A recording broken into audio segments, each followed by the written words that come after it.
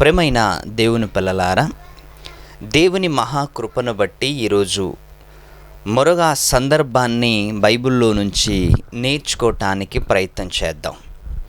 ఎందుకంటే దేవుడు 66 పుస్తకాలను మనందరి కోసము, మనందరి భవిష్యత్తు కోసము రాయించటానికి దేవుడు ఎంతగానో కష్టపడినట్లుగా మనకి గ్రంథములో మనకి తెలుస్తుంది. పరిశుద్ధాత్ముడు ఎంతో కష్టపడ్డాడు దేవుని మనస్సులో ఉంటున్న మాటలను వ్రాయించటానికి. భక్తులను ప్రేరేపించి, భక్తుల జీవితాలను చూసి ఎవరు దీన్ని రాయటానికి అర్హులు, ఎవరైతే రాస్తారు, ఎవరైతే దీనికి కరెక్ట్గా మ్యాచ్ అవుతారు అని పరిశుద్ధాత్మ ప్రేరేపణతో దేవుడు ఈ గ్రంథాన్ని ఈరోజు మన దగ్గరకు తీసుకొచ్చాడు. మరి అలా తీసుకొచ్చిన గ్రంథములో దేవుని ఉద్దేశాలను మనకి చదువుకుంటున్నప్పుడు అర్థమవుతున్నాయి.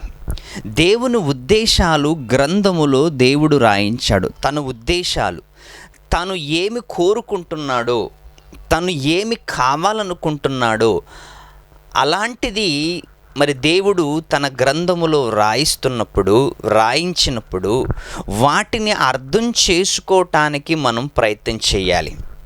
ముఖ్యంగా దేవుడికి కావలసింది ఏంటి? దేవుడు దేని పట్ల సంతోషిస్తాడు? దేవుడు దేని యందు సంతోషిస్తాడు? ఎందుకంటే ముందుగా మనం ఆలోచించవలసింది ఏంటంటే దేవుడు దేని విషయములో సంతోషిస్తాడు, దేన్ని చేస్తే సంతోషిస్తాడు. చాలామందికి ఇది తెలియకుండా దేవుడికి నచ్చనివి దేవుడికి ఇవ్వటానికి ప్రయత్నం చేస్తున్నారు. దేవుడు చేసినవి దేవుడికి ఇవ్వటానికి ప్రయత్నం చేస్తున్నారు. ఎందుకంటే దేవుడు చేసిన వస్తువులను కూడా దేవుడికి ఇస్తున్నప్పుడు దేవుడు వాటిని ఏం చేస్తాడు? ఏమి చేయడు. అందుకే దేవునికి కావలసినవి మనము దేవునికి ఇవ్వకుండా, దేవుని పనిలో ఉపయోగపడేవి మనము దేవుడికి ఇవ్వకుండా, దేవునికి ఉపయోగపడనివి, దేవుడికి నచ్చనివి మనము దేవుడికి ఇస్తుంటే ప్రియులారా, దేవుడు వాటి ద్వారా తృప్తి లేడు అని మనకి బైబిల్లో అనేక విషయాలు బైబిల్ మనకి ఘోషిస్తుంది. ఇంకపోతే దేవుడు ప్రారంభ దశలో మనుషుల నుంచి ఆశిస్తున్నది, మనుషులు ఇచ్చిన దాన్ని ఏ విధముగా స్వీకరించాడో అని గ్రంథములో మనం చూడగలిగితే, దేవుడు కోరుకున్నది మనము ఒకవేళ ఇస్తున్నాము అంటే ముందుగా మనము ఎలా ఉండాలి, ఇస్తున్న వాళ్ళని కూడా దేవుడు చూస్తాడు. ఇస్తున్న వాళ్ళను చూస్తాడు, ఇస్తున్న దానిని చూస్తాడు, ఇస్తున్న వస్తువును చూస్తాడు, ఇస్తున్న వాళ్ళను చూస్తాడు.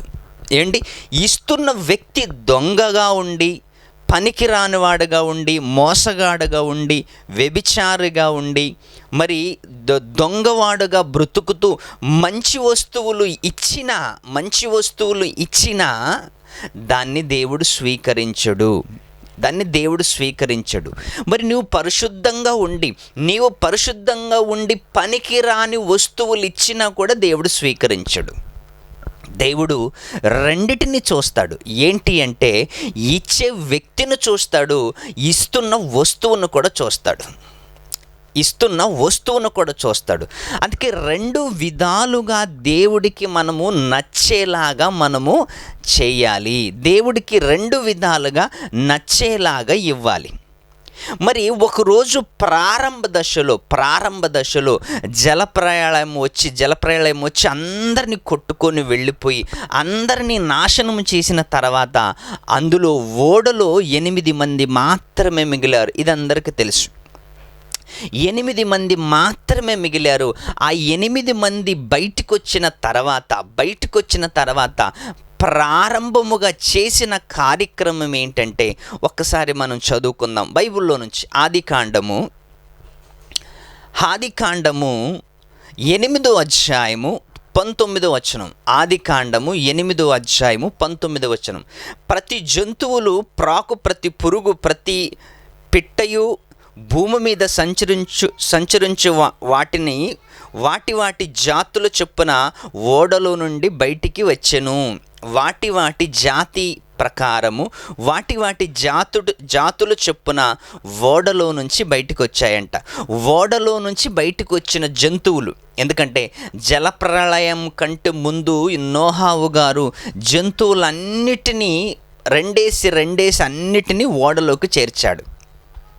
ఏమిటి రెండేసి అన్నిటినీ ఓడలో చేర్చిన తర్వాత అందులో ఓడలో ఉంటున్న జంతువులు జలప్రళయం తగ్గిపోయిన తర్వాత, నీళ్లు క్రమముగా తగ్గిపోయిన తర్వాత ఇప్పుడు జంతువులను నోహావు గారు బయటికి విడుస్తున్న సందర్భాన్ని రాయిస్తున్నాడు. ప్రతి జంతువు, ప్రతి పురుగు, ప్రతి పిట్టయు, భూమి మీద సంచరించుచున్నవన్నీ వాటి వాటి జాతుల చొప్పున ఓడలో నుండి బయటికి వచ్చెను. ఓడలో నుంచి బయటికి వచ్చాను. ఓకే, ఓడలో నుండి బయటికి వచ్చాను. అప్పుడు నోహావు యెహోవాకు బలిపీఠము కట్టి పవిత్ర పశువులన్నిటిలోనూ పవిత్ర పక్షులన్నిటిలోనూ కొన్ని తీసుకొని ఆ బలిపీఠం మీద దహన బలి అర్పించెను. అంటే నోహావు గారు ఆ బలిపీఠం మీద దేవుడికి ఎలాంటి జంతువులను అర్పిస్తున్నాడో తెలుసా? అక్కడ పర్టికులర్గా వ్రాయబడిన మాట మనం కోట్ చేసుకోగలిగితే, చదువుకోగలిగితే నిజంగా అక్కడ ఏమనుందంటే, పవిత్ర పశువులన్నిటిలోనూ పవిత్ర జంతువులన్నిటిలోనూ పవిత్ర పక్షులన్నిటిలోనూ పవిత్రమైనవి అంటున్నాడు.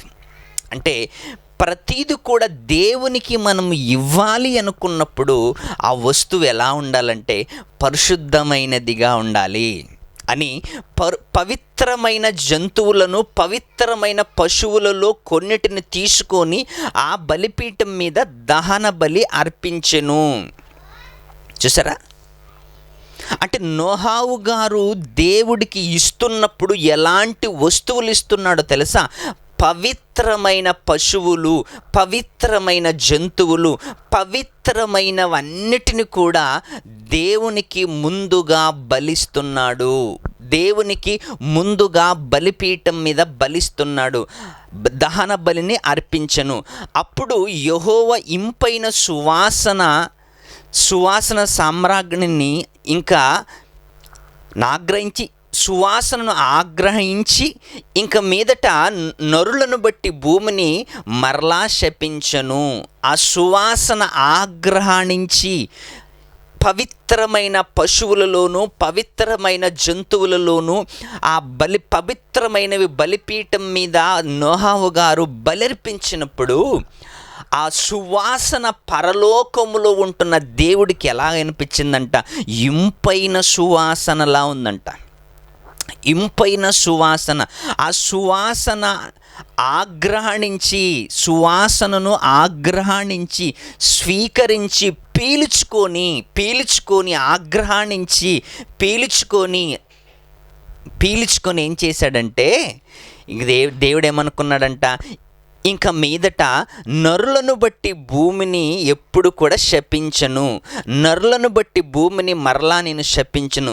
ఎందుకనగా నరులు హృదయ ఆలోచన వారి బాల్యము నుండే చెడ్డది. నరులు హృదయ ఆలోచన వారి బాల్యము నుండే చెడ్డది కాబట్టి ఇంక మీదట నేను భూమిని శపించను. ఎందుకంటే వారి బాల్యము నుండే వారి హృదయము చెడ్డది. అంటే దేవుడు సువాసనని పీల్చుకోవాలి అంటే, ఆ సువాసనను ఆగ్రహించాలి అంటే బలిస్తున్న వస్తువు ఎలా ఉండాలంటే పవిత్రమైనదిగా ఉండాలి, నిష్కళంకమైనదిగా ఉండాలి. దేవుడికి ఇస్తున్న వస్తువు పవిత్రమైనదిగా ఉండాలి. ఏంటి? దేవుడు మనిషికిచ్చిన వస్తువులు కానీ, దేవుడు మనిషికిచ్చిన వస్తువులన్నిటిలో కూడా పనికిరాంది దేవుడు ఎప్పుడు మనిషికి ఇవ్వలేదు ప్రియులారా. పనికిరాంది ఇవ్వలేదు. దేవుడు ఇస్తున్నప్పుడు అన్నిటినీ మంచివి అని ఇచ్చాడు. చూడండి ఒకసారి ఆదికాండం 1వ అధ్యాయము 31వ వచనం. చూడండి ఎంత చక్కటి మాట దేవుడు రాస్తున్నాడు. మనిషికి దేవుడిస్తున్నప్పుడు ఎలాంటివి ఇచ్చాడో ఇక్కడ ఇంకా బైబిల్ గ్రంథములో మనకి స్పష్టంగా వ్రాయబడింది. నిజంగా దాన్ని ఆలోచిస్తున్నప్పుడు నిజంగా దేవుడు మనకి ఇచ్చినవన్నీ మంచివే కదా అనిపిస్తుంది. ఏంటి దేవుడు తాను చేసినది యావత్తు చూసినప్పుడు అది చాలా మంచిదిగా ఉండెను. దేవుడు తాను చేసినది చూసినప్పుడు చాలా మంచిదిగా ఉండెను. నోహావు గారు ఓడలో నుంచి బయటికి వచ్చిన తర్వాత పవిత్ర పశువులన్నిటిలోనూ దేవునికి పవిత్రమైన బలిపీఠం మీద దేవుడికి బలర్పిస్తే ఆ సువాసనను దేవుడు ఆగ్రహించుకున్నాడంట.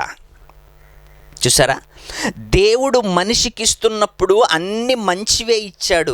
దేవుడు మనిషికి ఇస్తున్నప్పుడు అన్నిటినీ దేవుడు మంచివే మనిషికి ఇస్తున్నప్పుడు మరి మనిషి దేవుడికి ఇవ్వవలసింది వచ్చిందనుకోండి, మనిషి దేవుడికి ఇవ్వాల్సిన టైం వచ్చిందనుకోండి, అప్పుడు పవిత్రమైనవి మనిషి ఇవ్వటానికి ఇష్టపడటం లేదు.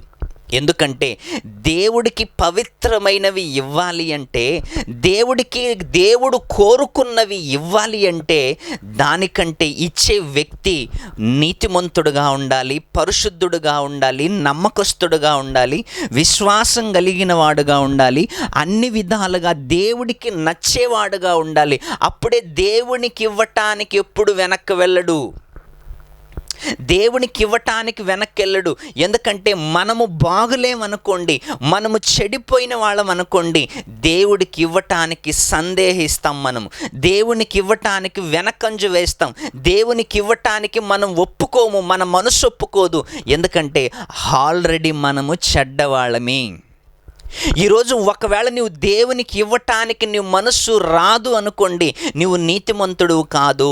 నువ్వు దేవుడికి ఇవ్వటానికి నీ మనసు ఒప్పుకోదనుకో, నువ్వు మంచివాడువు కాదు. ఎందుకంటే నీలో ఏదో ఒకటి లోపం ఉంది. అందుకే దేవునికి ఇవ్వటానికి నువ్వు ఇష్టపడటం లేదు, దేవుడికి ఇవ్వటానికి ఇష్టపడటం లేదు, దేవుని కార్యక్రమాలకి ఇవ్వటానికి నువ్వు ఎందుకు ఇష్టపడటం లేదంటే నీలో ఎక్కడో ఒక లోపం ఉంది. దేవుడికి ఇస్తే నాకేం దొరుకుతుంది, దేవుడికి ఇస్తే నాకేమి లాభము, దేవునికి ఇస్తే నాకేమి లాభము అని ఇలా పనికి రాని ఆలోచనలతో నువ్వు ఉన్నావు. కాబట్టి దేవుని కార్యక్రమాలకి నువ్వు సహకరించటం లేదు. బాగా ఆలోచించండి ప్రియులారా. ఎందుకంటే నోహావు గారు పవిత్రమైనవన్నిటి జంతువులన్నిటిలో బలిపీఠం మీద, దహన బలిపీఠం మీద అర్పించినప్పుడు దేవుడు ఆ సువాసనను ఆగ్రహించి ఒక నిర్ణయం తీసుకున్నాడంట, ఇంక మీదట నేను భూమిని ఎప్పుడు కూడా నాశనము చెయ్యను అని. చూసారా, నువ్వు చేస్తున్న కార్యక్రమాలు దేవుడికి నచ్చితే దేవుడు తీసుకునే నిర్ణయాలు ఎలా ఉంటాయి తెలుసా? మనిషి భవిష్యత్తును బాగు చేసే నిర్ణయాలుగా ఉంటాయి ప్రియులారా. మనిషి భవిష్యత్తును బాగు చేసే నిర్ణయాలుగా ఉంటాయి. అందుకే దేవుడు ఆ సువాసనని ఆగ్రహించాడంట. ఎవరు అర్పించినవి? నోహావు గారు పవిత్రమైన జంతువులన్నిటిని, పవిత్రమైన వాటిని అర్పించాడంట. ఇంకపోతే రాను రాను మనిషి ఎలా దిగజారాడు అంటే, దేవుని సన్నిధిలోకి తీసుకొచ్చే వస్తువులు ఎలా ఉన్నాయంటే, ఒకప్పుడు నోహావు గారు దేవునికి అర్పించే వస్తువులన్నీ కూడా పరిశుద్ధంగా ఉన్నవి అర్పించాడు, పరిశుద్ధంగా ఉన్నవి అర్పించాడు, పరిశుద్ధమైనవి అర్పించాడు. కానీ రోజు రోజుకి దినాలు గడిచే కొద్దీ మనిషి జీవితం ఎలాగైపోయిందంటే, ఒకసారి మలాకి గ్రంథం చదువుకుందాం. మలాకి గ్రంథము మనిషి దేవుని సన్నిధిలోకి తీసుకొచ్చే వస్తువులు, మనిషి దేవుని కోసము తీసుకొస్తున్న వస్తువులు ఎలా మారిపోయాయో ఒకసారి మనం చదువుకుందాం. మలాకి గ్రంథము మొదటి అధ్యాయము 10వ వచనము. మొదటి అధ్యాయము 10వ వచనము. నోహావు గారు బలిపీఠం మీద అర్పిస్తున్న వస్తువులు ఎలాంటివో మనం చదువుకున్నాం. ఎలాంటివంటే పవిత్రమైన పశువుల్లోనూ, పవిత్రమైన జంతువుల్లోనూ, అన్ని పవిత్రమైనవి బలిపీఠం మీద నోహావు గారు అర్పించాడు. నోహా అర్పించాడు. ఆ సువాసనను దేవుడు ఆఘ్రాణించి సంతోషించాడంట. ఆ సువాసనను దేవుడు ఆగ్రహాన్నింటి సంతోషించాడంట. మరి రోజులు గడిచే కొద్దీ చివరి పుస్తకమైన పాత నిబంధనలో చివరి పుస్తకమైన దేవాలయానికి వచ్చేవాళ్ళు, మందిరానికి వస్తున్న వాళ్ళు తీసుకొస్తున్న వస్తువులు ఎలా మారిపోయావో తెలుసా? దేవుడు ఎంత బాధతో మాట్లాడుతున్నాడో ఒక్కసారి ఆ గ్రంథాన్ని మనం చదువుకుందాం. మలాకి గ్రంథం 1వ అధ్యాయం మాట్లాడుతున్నాడు. దేవుడు 8వ వచనములో మంచి విషయాలు మాట్లాడుతున్నాడు. ఏంటి ఆ మాటలంటే, గుడ్డి దానిని తీసుకొని బలిగా అర్పించిన ఎడల అది దోషము కాదా? కుంటి దానినైనను రోగము గల దానినైనను అర్పించిన ఎడల అది దోషము కాదా? చూసారండి, ఒకరోజు నోహావు గారు దేవునికి బలి అర్పిస్తున్నప్పుడు పవిత్రమైనవన్నీ జంతువులన్నిటినీ కూడా బలిపీఠం మీద అర్పించాడంట. అప్పుడు ఆ సువాసన దేవుడు ఆగ్రహించుకొని చాలా సంతోషించాడు. కానీ రోజులు గడిచే కొద్దీ, జనాలు మనస్తత్వాలు మారే కొద్దీ, రోజులు గడిచే కొద్దీ, సంవత్సరాలు గడిచే కొద్దీ ఎలా మారిపోయిందంటే 8వ వచనం, యెహోవా 8వ వచనం, గుడ్డి దానిని తీసుకొని బలిగా అర్పించిన ఎడల అది దోషము కాదా? అంటే దేవుడి సన్నిధిలోకి వస్తున్న వస్తువులు పవిత్రమైనవి కాదంట. గుడ్డి దాన్ని తీసుకొస్తున్నారంట, కుంటి దాన్ని తీసుకొస్తున్నారంట, నడ్డి దాన్ని తీసుకొస్తున్నారంట, పనికి రాని దాన్ని దేవుడి సన్నిధిలోకి తీసుకొస్తున్నారంట. చూసారా? దేవుని సన్నిధిలోకి తీసుకొస్తున్న వస్తువు పవిత్రమైనదిగా ఉండాలి. దేవుని సన్నిధిలోకి తీసుకొస్తున్న వస్తువు పవిత్రమైనదిగా ఉండాలి. కానీ రోజులు గడిచే కొద్దీ, సంవత్సరాలు గడిచే కొద్దీ దేవుని మందిరానికి తీసుకొస్తున్న వస్తువు ఎలా మారిపోయింది అంటే, గుడ్డిదాన్ని తీసుకొస్తున్నారంట, కుంటిదాన్ని తీసుకొస్తున్నారంట. కుంటిదానినైనను రోగము గలదానినైనను అర్పించిన ఎడల అది దోషము కాదా? రోగము గలదాన్ని తీసుకొస్తున్నారు, గుడ్డిదాన్ని తీసుకొస్తున్నారు, కుంటిదాన్ని తీసుకొస్తున్నారు. దేవుని సన్నిధిలోకి పవిత్రమైనవి తీసుకోవలసింది పోయి పనికిరాని వస్తువులను తీసుకొచ్చి అన్ని దేవుడికి అర్పిస్తున్నప్పుడు దేవుడు స్వీకరిస్తాడా ప్రియులారా? దేవుడు స్వీకరిస్తాడా? రోగము గలదాన్ని తీసుకొస్తున్నారంట, గుడ్డిదాన్ని తీసుకొస్తున్నారంట, కుంటిదాన్ని తీసుకొస్తున్నారంట. చూసారా? ఒకప్పుడు నోహావు గారు ఏ విధంగా బలి అర్పించాడో తెలుసా? పవిత్రమైనవి. మరి ఈరోజు మనుషులు ఏ విధంగా అర్పిస్తున్నారో తెలుసా? కుంటిదాన్ని, గుడ్డిదాన్ని, రోగము గలదాన్ని. మీరొక్కసారి ఆలోచించండి. ఆ రోజుల్లో మందిరానికి వచ్చే వస్తువులు పాడైపోయిన వస్తువులను తీసుకొస్తున్నారంట. కూరగాయలు కొనటానికి వెళితే మంచివి కావాలి, బట్టలు కొనటానికి వెళితే మంచివి కావాలి, ఏ వస్తువు కొనటానికి వెళ్తే మంచి వస్తువు కావాలి. మంచి అని మంచి కోసము మనిషి ప్రాకులాడుతున్నాడు. మంచి వస్తువు కోసం వెతుకుతున్నప్పుడు దేవునికి ఇచ్చే వస్తువులు మంచివిగా లేకపోతే దేవుడు ఎలా స్వీకరిస్తాడు? పవిత్రమైనవి ఇవ్వాలి. పవిత్రమైన వాటిని దేవుడు సన్నిధిలోకి తీసుకురావాలి. రోగము గల దానినైనను అర్పించిన ఎడల అది దోషము కాదా? అట్టి వాటిని నీ అధికారికి ఇచ్చిన ఎడల అతడు నీకు దయచూపునా? ఒకవేళ పనికిరాని వస్తువులు మన యజమానికి ఇస్తే, పనికిరాని వస్తువులు మన యజమాని దగ్గరికి తీసుకెళ్తే ఆయనే స్వీకరించినప్పుడు, ఆయనే ఒప్పుకోనప్పుడు పరలోకపు దేవుడు ఏమొప్పుకుంటాడో ఒకసారి ఆలోచించండి. గుడ్డి దాన్ని తీసుకెళ్ళి నీ యజమానికి అప్పగిస్తే అతను నిన్ను ఒప్పుకుంటాడా? కుంటి దాన్ని తీసుకెళ్ళి నీ యజమానికి అప్పగిస్తే అతను ఒప్పుకుంటాడా? వాళ్ళే ఒప్పుకోలేనప్పుడు, వాళ్ళే తిరస్కరిస్తున్నప్పుడు నిజంగా మనిషి దేవుడి దగ్గరికి తీసుకొచ్చే వస్తువులు ఎలాంటివంటే అన్ని పనికిరాని వస్తువులు తీసుకొస్తున్నారంట. కుంటి దాన్ని, గుడ్డి దాన్ని, నడ్డి దాన్ని, రోగము గల దాన్ని. ఇలాంటి వస్తువులు దేవుడి దగ్గరకు వస్తున్నప్పుడు దేవుడు ఏమంటున్నాడు తెలుసా? మీ యజమానులకు, ఒకవేళ మీ అధికారులకు ఇలాంటివి ఇస్తే వాళ్ళు ఒప్పుకుంటారా? వాళ్ళు ఒప్పుకోలేనప్పుడు నేను ఎలా ఒప్పుకుంటాను? మరి ఒక్కసారి ఆలోచించండి ప్రియులారా.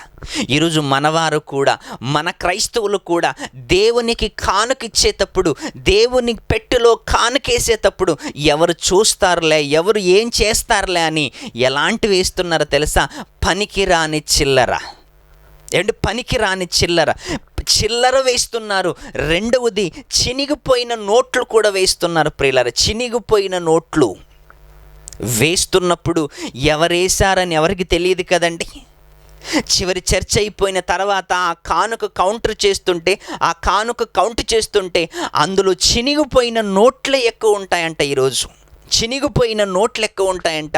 ఆ నోట్లు చూసి ఏం చెయ్యాలో తల బాదుకుంటున్నారు. ఈరోజు సంఘ పెద్దలందరూ తల బాదుకుంటున్నారు. అయ్యో, ఎవరేస్తున్నారు ఇలాంటి నోట్లు? ఎవరేస్తున్నారు ఇలాంటివి? ఏం చెయ్యాలి ఇలాంటివి? ఏ దుకాణమోడు తీసుకోనప్పుడు, ఏ మెడికలోడు తీసుకోనప్పుడు, ఏ బ్యాంక్ తీసుకోలేనప్పుడు చివరికి మనకు ఈజీగా దొరికేది ఏంటో తెలుసా? దేవుని మందిరములో, అది కూడా కానుక పెట్టెలో ఎవరు చూసి చూడకుండా వేసేస్తున్నాం ప్రియులారా. వేసేస్తున్నాం. అంటే చినిగిపోయిన నోట్లు దేవుడి సన్నిధిలోకి వచ్చి వేస్తున్నాము అంటే కనీసము దేవుడు చూస్తాడన్న భయము కూడా ఈరోజు ప్రపంచానికి లేకపోయింది ప్రియులారా. కనీసం దేవుడు చూస్తాడు, దేవుడు పైనుంచి చూస్తాడు నేను వేస్తున్న కానుకని కూడా. ఒకవేళ నీ దగ్గర లేకపోతే వెయ్యకు పర్వాలేదు, నీ దగ్గర లేకపోతే వెయ్యొద్దు.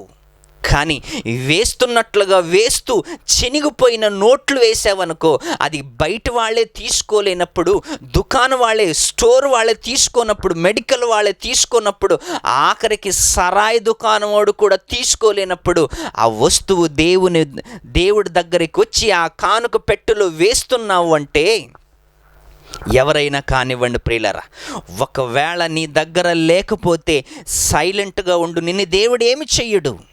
సైలెంట్గా ఉండు. దేవుడిని పట్ల ఏమనుడు.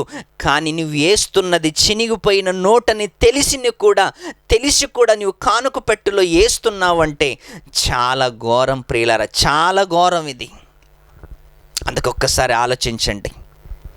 గుడ్డిదాన్ని, నడ్డిదాన్ని, కుంటిదాన్ని, రోగము గలదాన్ని మీరు తీసుకొస్తున్నారు కదా, అదే మీ యజమానికి ఇస్తే దాన్ని స్వీకరిస్తాడా అని దేవుడు అడుగుతున్న మాట. ఆ రోజు అడుగుతున్న మాట, ఈరోజు కూడా దేవుడు అడుగుతున్న మాట ప్రియులారా. అందుకే పవిత్రమైన వస్తువులు దేవుడికి మనము ఇవ్వాలి. పవిత్రమైన వస్తువులు దేవుడికి ఇవ్వాలి. దాన్ని దేవుడు స్వీకరిస్తాడు ప్రియులారా. మరి ఈ రోజైతే దేవుడికి వస్తువుల కంటే నీవే దేవునికి సమర్పించుకుంటే ఇంకా ఆనందపడతాడు దేవుడు. దేవుడు వస్తువుల పట్ల ఆనంద చెందుడు ప్రియులారా. దేవుడు వస్తువు పట్ల ఆనందం లేదు దేవుడికి. నీ సజీవ యాగముగా నీవే దేవునికి సమర్పించుకుంటే, నీవే దేవుని సేవలో సమర్పించుకుంటే, నీవే కానుకగా మారితే, నీవే బలిగా మారితే దేవుడికి చాలా ఇష్టం. నువ్వు ఒక కానుకగా బలవ్వాలి. నీ దేహము దేవుడికి సేవలో బలవ్వాలి. ఒక సజీవ యాగముగా నీ శరీరము దేవుని సేవలో బలవ్వాలి. అప్పుడు దేవుడు చాలా ఆనందపడతాడు, చాలా ఇష్టపడతాడు. రోమీలు రాసిన పత్రిక చదువుకుందాం. ఒక మంచి మాట. రోమీలు రాసిన పత్రిక 12వ అధ్యాయము. రోమీలు రాసిన పత్రిక 12వ అధ్యాయము 1వ వచనం ఒక్కసారి చదువుకుందాం. ఎంత చక్కటి మాట, ఒక అద్భుతమైన మాట. రోమా సంఘానికి పౌలు గారు రాస్తూ ఎలాంటి మాట రాశాడో ఒకసారి చదువుకుందాం. కాబట్టి సహోదరులారా, పరిశుద్ధమును దేవునికి అనుకూలమై ఉన్న ఒకప్పుడు దేవునికి అనుకూలమైన వస్తువులు గొర్రె, పవిత్రమైన జంతువులు, పవిత్రమైన పక్షులు, పవిత్రమైనవన్నీ కూడా దేవునికి ఇష్టముగా ఉన్నాయి. వాటిని స్వీకరించాడు, వాటిని ఆగ్రహించాడు, వాటిని ఒప్పుకున్నాడు. కానీ రోజులు గడిచే కొద్దీ, రోజులు మారే కొద్దీ జనాలలో తప్పుడు ఆలోచనలు పుట్టి, జనాలలో తప్పుడు కోరిక పుట్టి దేవుడికి తీసుకొస్తున్న వస్తువులు ఎలాంటివి తెస్తున్నారంటే కుంటిదాన్ని, గుడ్డిదాన్ని, నడ్డిదాన్ని, రోగము గలదాన్ని, ఇలాంటి వస్తువులు దేవుడి దగ్గరికి తీసుకొస్తున్నారు. కాబట్టి ఇంకా దేవుడు ఏమన్నాడు తెలుసా? మీరు నా దగ్గరికి ఇంకా వస్తువులు తీసుకొచ్చే పని ఏముండదు, ఇంకా మీరు నా దగ్గరికి వస్తువులు తీసుకురాకండి, మీ దేహాన్ని నాకు బలిగా ఇవ్వండి, మీ దేహాన్ని నాకు ఒక కానుకగా ఇవ్వండి, మీ దేహాన్ని నాకు ఒక బలిపీఠం మీద, ఈ భూమి అనే బలిపీఠం మీద మీ దేహాన్ని నా పని కోసం బలివ్వండి. ఇది కోరుకుంటున్నాడు ప్రియులారా దేవుడు. కాబట్టి సహోదరులారా, పరిశుద్ధమును దేవునికి అనుకూలమైన సజీవ యాగముగా మీ శరీరములను ఆయనకు సమర్పించుకోండి. మీ శరీరములను ఆయనకు సమర్పించుకోండి. సజీవ యాగముగా మన శరీరములను దేవునికి సమర్పించుకోవాలి. ఒకరోజు నోహావు గారు పవిత్రమైన పశువులు, పవిత్రమైన జంతువులను దేవునికి అర్పించినప్పుడు దేవుడు వాటిని సువాసనను ఆగ్రానించాడు. ఈరోజు మన శరీరాలను దేవుని సేవలో బలిగా అర్పిస్తే, దేవుని సేవలో పవిత్రమైనదిగా మన కార్యక్రమాల్లో పాల్గొంటే దేవుడు కూడా ఆనందిస్తాడు. ప్రియులారా, ఒక్కసారి ఆలోచించండి. మన శరీరాలు దేవుడికి కావాలి. ఇప్పుడు మనం ఇచ్చే వస్తువులు కాదు దేవుడికి, మనమే సజీవ యాగముగా బలి అవ్వాలి. మన శరీరాన్ని దేవుని సేవలో ఖర్చు పెట్టాలి. మన శరీరాన్ని దేవుని సేవలో ఖర్చు పెట్టాలి. నీ చెయ్యి దేవుని సేవలో వాడబడాలి, నీ కాలు దేవుని సేవలో వాడబడాలి, నీ శరీరం అంతా దేవుని సేవలో వాడబడాలి. ఎక్కడ వాడబడుతుంది ఈరోజు చెప్పండి? మన శరీరం బయటికి వెళుతుందా సువార్త నిమిత్తము? మన శరీరం బయటికి వెళుతుందా దేవుని సేవ నిమిత్తము? మన శరీరం బయటికి వెళుతుందా దేవుని వాక్యం చెప్పటానికి? లేదు ప్రియులారా, మన పని కోసం బయటికి వెళుతుంది మన శరీరం.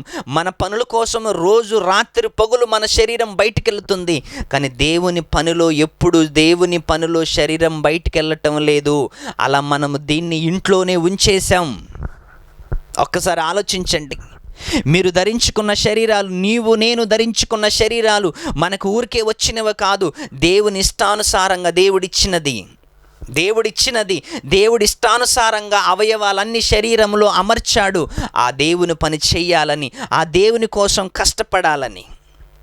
అలా దేవుడి కోసం కష్టపడకుండా మనష్టానుసారంగా మనం బ్రతికితే, మనష్టానుసారంగా మనం జీవిస్తే ఆరని అగ్ని ఉందని మాత్రం మర్చిపోకండి ప్రియులారా. దేవుడిచ్చిన ఈ శరీరం దేవుని సేవలో వాడబడాలి. దేవుడిచ్చిన ఈ శరీరం దేవుని మహిమార్థంగా వాడబడాలి. దేవుడిచ్చిన ఈ శరీరం దేవుని పనిలో కరిగిపోవాలి, దేవుని పనిలో అరిగిపోవాలి. ఈ భూమి అనే బలిపీఠం మీద ఈ శరీరము బలైపోవాలి. అప్పుడు నువ్వు బలైపోతున్నప్పుడు దేవుడు ఆ సువాసనను చూసి ఆగ్రాణించుకొని నిన్ను ఇష్టపడతాడు. నీవంటే చాలా ఇష్టం ఆయనకి. ఒక్కసారి ఆలోచించండి ప్రియులారా, దేవుడిచ్చిన శరీరాన్ని పవిత్రముగా మలుచుకోవాలి. ముందు శరీరములో ఉంటున్న ప్రతి కల్మషాన్ని తొలగించుకోవాలి, ప్రతి దోషాన్ని తొలగించుకోవాలి. ఒక పవిత్రంగా నీవు మారాలి. నువ్వు పవిత్రంగా మారి దేవుని సేవలో బలవ్వాలి. ఈ భూమి అనే బలిపీఠం మీద ఎందరో బలైపోయారు. యేసుక్రీస్తు వారు బలైపోయారు, అపోస్తులు బలైపోయారు, స్టెఫెను బలైపోయాడు, కయ్యను బలైపోయాడు. ఎందరో ఈ భూమి అనే బలిపీఠం మీద బలైపోయిన ప్రవక్తల జీవితాలు, భక్తుల జీవితాలు చూడండి ఒకసారి. నీవు కూడా అదే విధంగా బలవ్వాలి దేవుడి కోసం. నీవు కూడా ఈ భూమి అనే బలిపీఠం మీద దేవుడి కోసం బలయ్యి దేవుని సన్నిధిలో దేవుని కొడుకుగా నీవు అనిపించుకోవాలి అంటే ఈ లోకములో నువ్వు బలవ్వాలి. ఈ భూమి అనే బలిపీఠం మీద నువ్వు దేవుని కోసం బలవ్వాలి అంటే ముందు నీవు ప్రిపరేషన్ చేసుకోవాలి. ముందు నీవు సిద్ధపరచుకోవాలి దేవుని కోసం. అందుకే ఒక్కసారి ఆలోచించండి ప్రియులారా. ఈ మాటలు వింటున్న మీరందరూ కూడా, ఈ మాటలు వింటున్న మీరు ఒక మంచి నిర్ణయానికి రావాలి. అమ్మో, ఈ రోజు నుంచైనా నేను పవిత్రంగా భూమి మీద దేవుడి కోసం బ్రతుకుతాను. ఈ రోజు నుంచైనా నా శరీరాన్ని దేవుని కోసం నేను బలిస్తాను. ఈ రోజు నుంచైనా నా శరీరాన్ని దేవుని సేవలో నేను వాడుతాను అని ఒక మంచి నిర్ణయాలతో మనము బయటికి రావాలి.